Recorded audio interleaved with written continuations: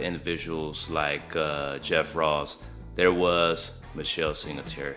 Now, um, I started watching her and learning about her about, say, about 12, 15 years ago when I started watching her on TV1. And she had a show where she would go around and help individuals get out of debt. And they will have to go through many steps in order to do so.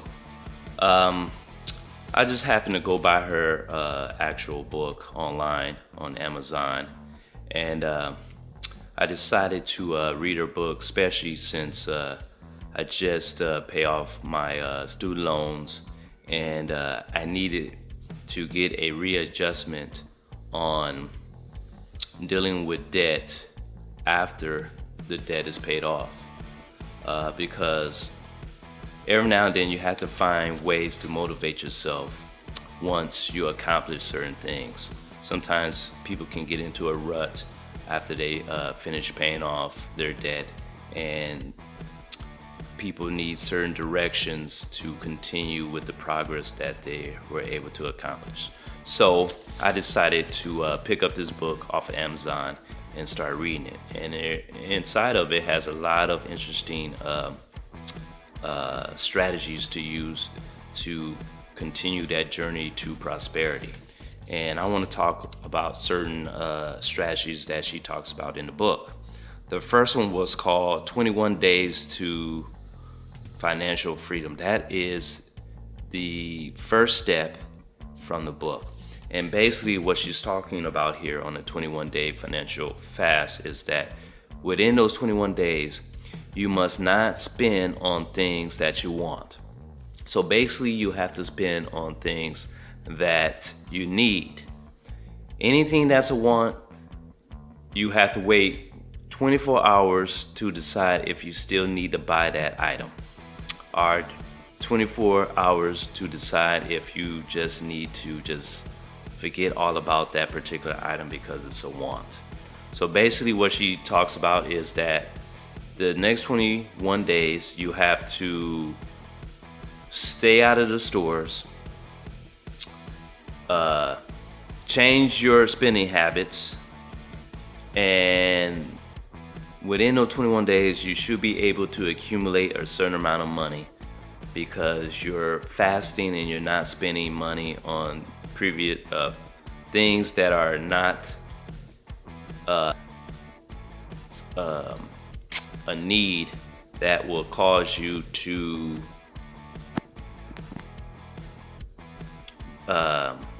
be in debt, cause you to use a credit card, cause you to use things of means of income to use to pay for these certain things that are not a necessity. Okay, so I tried those steps for 21 days, and I realized that a lot of things that I buy are not necessary, are not really a need, and 9 times out of 10, a lot of those things just need to stay in the store and not be bought, because a lot of it is just waste of money and should be used for other things that'll probably be more of a value. Okay, so that being said, that was the first strategy that I learned from the book and I used for 21 days, and I was able to accumulate a couple $100 because a lot of those things that I normally get was not a need, and I was able to just make a decision to either buy it or not. And once I decided not to buy it, that cost me a lot of more time being able to spend with my family instead of being inside of store where your day can be taken up due to over shopping and overspending. Another thing I learned from the book is the evils of entitlement. Now, you have a lot of people who feel that they're entitled to buy certain things, to spend on certain things because they worked hard, or they feel that, this certain thing is just necessary for their lives, and that they should get it because of It's just something that they really want, and they work hard and they should get it. So basically, here she explains in her book that individuals see themselves as working hard, so they should be entitled to certain things that they see, and they should be able to buy it because um, they feel that through the process of analyzing things that they should be giving the opportunity to buy these things because of their rationale, because of just thinking that, hey, nothing's guaranteed, so I should get this now. So basically, they're focusing on the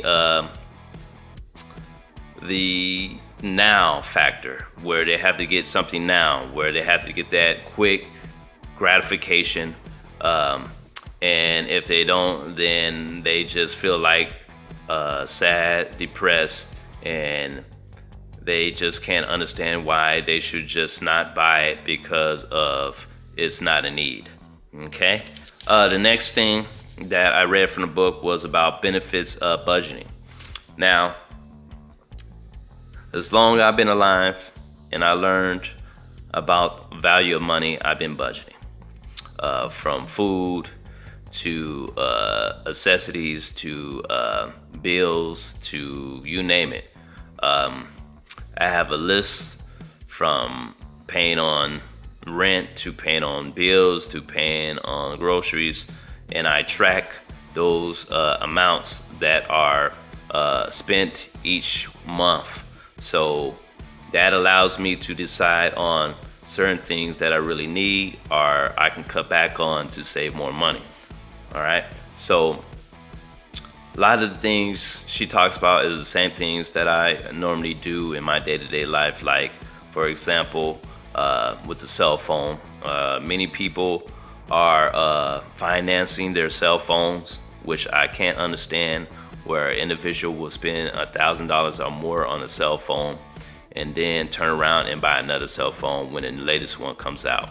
Where I believe that an individual should, if they really need a phone, yes, get it, but they shouldn't spend that much money on a cell phone that pretty much you can use to call, use to listen to music, movies. Pretty much all cell phones do that. No matter how much the price is, you can get one for a little bit less than $200 and just pay it outright. And you can just use that type of phone and be just as fine, okay, and save more money and spend less money each month on the phone bill. So that's what I usually do with certain bills, and what I use to budget is basically this is where you can actually save money, watch how much money you spend, also be able to decide if certain things are really a want or a need, and you can just save more money that way by keeping a budget, and it keeps you focused and doesn't allow you to deviate and spend more money. And then another thing I got from the book was that diversification delivers. And basically what I'm getting from her is that you don't want to put all your eggs in one basket.